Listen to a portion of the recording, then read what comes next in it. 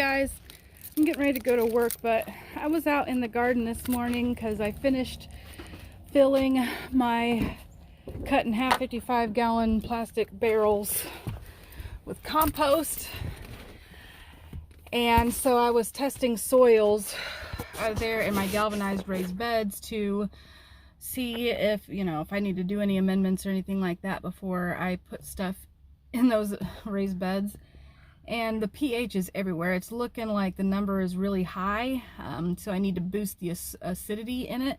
So I did have some sulfur on hand because I am going to be putting some sulfur in my chicken's dust bath to help with mites and lice and things like that. So I already had it on hand, so I went ahead and put some in there and topped it with some peat moss and some topsoil. And I'm going to go pick up some more fertilizer, some of the Espoma Biostarters, what I'm after today, or Garden Tone. And yeah, I've never had to deal with messing with soil pH before, so this is going to be interesting. But peat is slightly acidic. It won't last a long time, the acidity in it, but it's more available now, whereas the sulfur is going to take some time to change the compost pH. So we're going to try that. I'm also going to be picking up a few transplants, hopefully some peppers and some tomatoes, just because not all of my tomatoes that I potted up, they germinated when I went to my grandma's funeral, right? So I potted them up and buried them deep. Some of them, there was nothing left in the cups when I checked, and some of them had dampening off disease.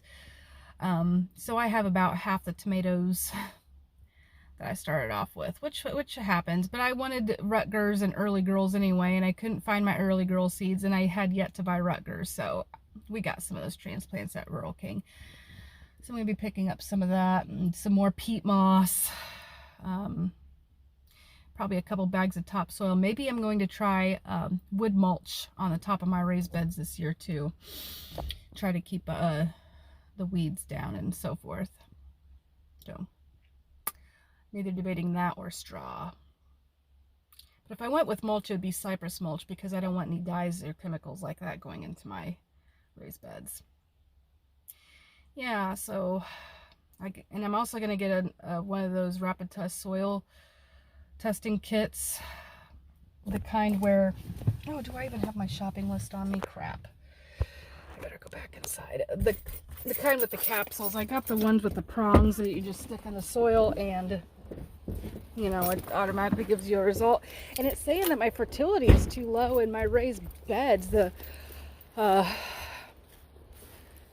barrels, which is crazy because I just topped it off with fresh compost, so I don't know. So I figured, well, maybe if I tested it a little bit further, I'd be able to tell what it's lacking and amend it from there.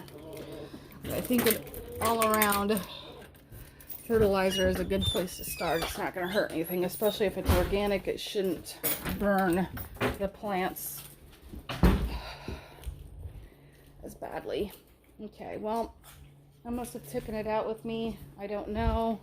I got another chick hatching in the incubator, and I've debated moving my seedlings underneath the porch so they don't get rained on, but I think with the size of the cups and how hot it is and the full sun out right now, I think it'll be okay because it's supposed to rain lightly later. Well, I'll either find my list or I won't, but I got to get going to work. Alright guys, I'll keep you guys in touch. What sucks about it though is I was wanting to get another wireless fence collar for my dogs. My new rescue dog Molly likes to stand out in the middle of the road and not move, which I'm afraid she's going to get hit, and Falcor likes to dig up my flowers. Yeah, so I already have one wireless collar, and I wanted to get, wireless fence, you know what I'm talking about. And so I want to get a second one, and then they could be on the collars together. And I don't think Pink is going to take off if Falcor doesn't take off. She might take off with her mom, but her mom's not bad about doing it.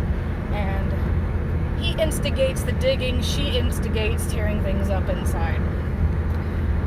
So I think if we can stop their instigating where they're instigating, we'll have better luck with the dogs. But Molly is doing better. She's slowly putting on weight. If she eats too much, she's still throwing up, so we have to still feed her small amounts. But she is putting on weight little by little. It definitely has more energy to go run around with the other dogs and play, and so that's great. She seems like a sweet dog, like she wants to be a good girl. She killed my rooster. I caught her with my leghorn pullet in her mouth, and I kicked her in the gut just to let her know I was mad. I wasn't abusive about it, but I wanted to let her know I'm mad, and she hasn't done it since. So I think she really wants to be a good girl, and now I trust her around my birds. So anyway, more updates to come.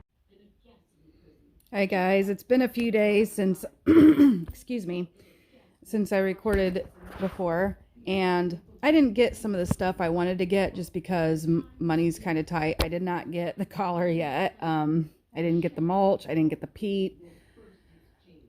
So I bought a bunch of transplants though, because some of my plants are behind and some of them just didn't make it at all. So I got some more peppers, strawberry plants, some cilantro, tomatoes, bell peppers, some jalapeños, some more dianthus, marigolds, and just things like that to help. I think I want some more bell peppers and hot peppers though, for sure. Just because I was looking what's making it out in my seedling tray, and it's just, they're just baby size yet. I'm just so disappointed this year how my seedlings turned out, but you'll have that, you know. So next year I'm going to be in it to win it. Now nobody disrupt my germination process on my tomatoes and stuff, and I think I'm going to do my peppers a little bit different next year too. I tried planting them all in 4-inch pots, and I think what's going on is it's too deep, and since I'm an overwaterer, they're getting overwatered. So there's that. Let me show you all the goodies I got though. My friend slash coworker Kaylee gave me this lovely egg carton of tomato starts.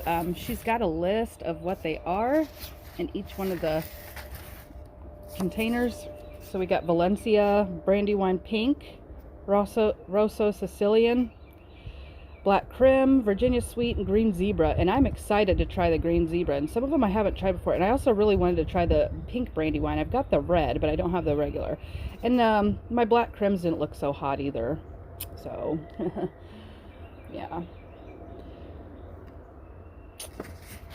So I'll have to look up some of these varieties, because what if this Virginia Sweet is a cherry tomato? I don't know. I don't know. All right, we'll put that back. Tap that nice underneath there. And basically this is all the tomatoes that have survived out of the transplants. These are still in the nursery pots, which they're doing okay. Peppers like to dry out more than tomatoes. So doing tomatoes this way for me hasn't really been an issue. I mean, some of them, yeah, but the majority of them still look really good. And then this is a bunch of flowers and some herbs. And then these are the peppers. So see what I'm talking about? I'm sure I'm gonna get something out of them, but they're still dwarfed. They're infant size. I think I've also left them out to chili sometimes, which could stunt their growth, and then hardening them off in the sun also didn't help matters much. And so between all the things with the watering, I think I'm going to go back to seed trays, or at least smaller cups on the peppers. And so I've got 3 strawberry plants. This is a San Marzano. I've never grown that before. I thought, why not give it a try? I need more paste indeterminate tomatoes anyway, or I'd like some. And then I got some coral bells. Variety are these Melt and Fire. I think there's a couple varieties of coral bells in here. That's a Melt and Fire.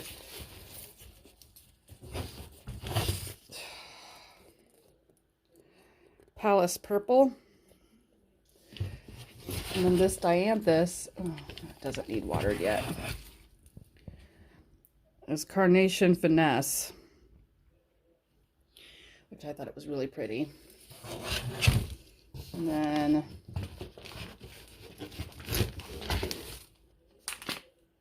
Roma tomatoes. I think I paid like $2.50 for a 6-pack on that. Marigolds, they were $2.50 for a 6-pack. This is Homestead tomatoes. Now this is a Bonnie, so I paid a little over $5 for that one. But I really wanted to try the Homestead one. When I was seed shopping this past winter, I was reading about them and I really wanted to try them. And then I got some cilantro. And then jalapeños. There's only 3 plants in here, but that's okay. They'll produce quite a bit of fruit. Early Girl tomato, which is an indeterminate. Cherokee Purple, which is an indeterminate. Valencia Orange pepper. Love me some orange bell peppers. Like, I want to say I got 3 California Wonders. Yep, I got 2 Valencia Oranges, 3 California Wonders. Then I got a Rutgers tomato back there. I didn't realize I picked up a grape tomato. Oh, well, I guess I've got a grape tomato in here too. That's fine. I guess I'll have some early cherry tomatoes. Ooh. I need to get some distilled water today bad. This is not looking hot. Let's check this too.